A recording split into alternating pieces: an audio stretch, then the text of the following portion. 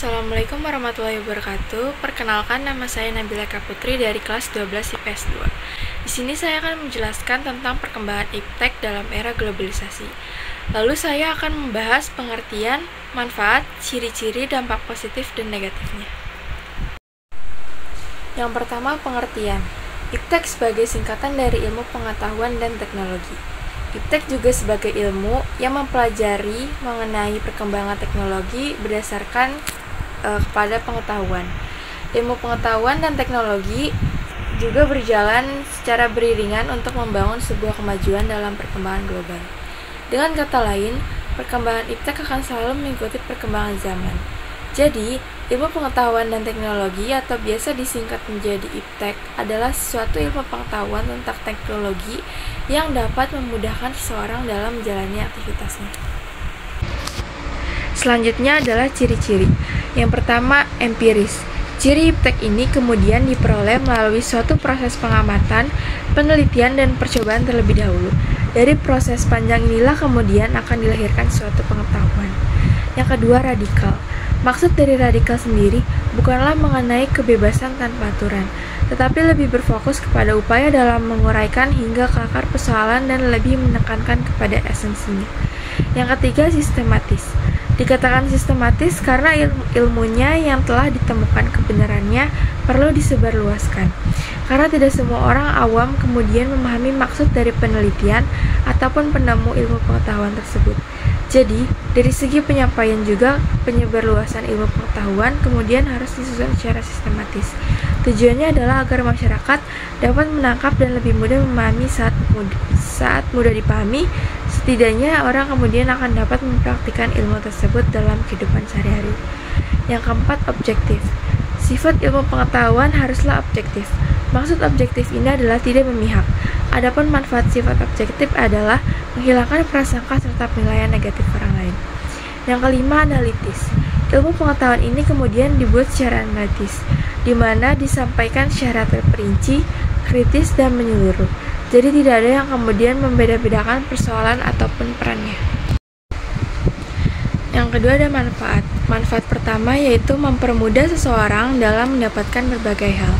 Kita dapat dengan mudah mendapatkan berbagai hal. Barang-barang yang kemudian sulit kita dapatkan di satu daerah dengan mudah kita dapatkan melalui belanja online. Hal ini menjadi suatu bukti nyata perkembangan iptek. Media komunikasi juga dapat dengan mudah serta kita dapatkan dibandingkan dengan zaman dahulu di mana iptek tersehebat sekarang.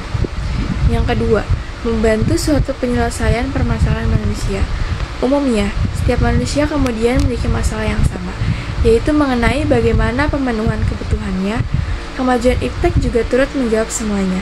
Kebutuhan hidup sendiri juga lebih sehat dan dapatkan dari kemajuan teknologi kedokteran yang demikian pesat. Kemajuan teknologi ini dapat memenuhi pangan dengan mudah karena hadirnya berbagai teknologi pertanian yang semakin canggih. Yang ketiga ada kehidupan menjadi lebih maju. Dibandingkan dengan masa primitif, masa modern kemudian telah sangat berbeda jauh. Dari segi berpakaian, bagaimana cara memenuhi kebutuhan pangan, tentang bagaimana seseorang berkomunikasi, bagaimana juga pengobatan dilakukan, bagaimana suatu pangan dapat dipenuhi, bagaimana seorang juga mengorganisasikan manusia. Sejauh ini semuanya menuju ke arah yang lebih maju. Tentu hal ini kemudian tak terlepas dari perkembangan iptek yang ada saat ini. Yang keempat, mempermudah dan mengoptimalkan bisnis. Dengan kehadiran iptek, maka memulai bisnis dapat kita lakukan tanpa modal serta di rumah. Kita hanya memerlukan koneksi internet serta perangkat yang menunjang koneksi. Lalu hanya dengan menggunakan HP dan bisa pula menggunakan laptop atau komputer, kita sudah bisa menjual berbagai macam produk dagangan. Jadi jangan pernah ragu untuk memulai bisnis online. Yang kelima, komunikasi menjadi lebih mudah. Zaman dulu, untuk berkomunikasi dengan orang lain, pastinya dilakukan dengan cara mendatangi kediaman seseorang, serta berkomunikasi secara langsung. Namun, saat ini berbeda. Kita dapat berkomunikasi dengan seseorang yang berbeda tempat dengan sangat mudah. Kita bahkan dapat saling bertatap muka, walaupun tidak berada di tempat yang sama. Inilah kekuatan iptek yang mengagumkan.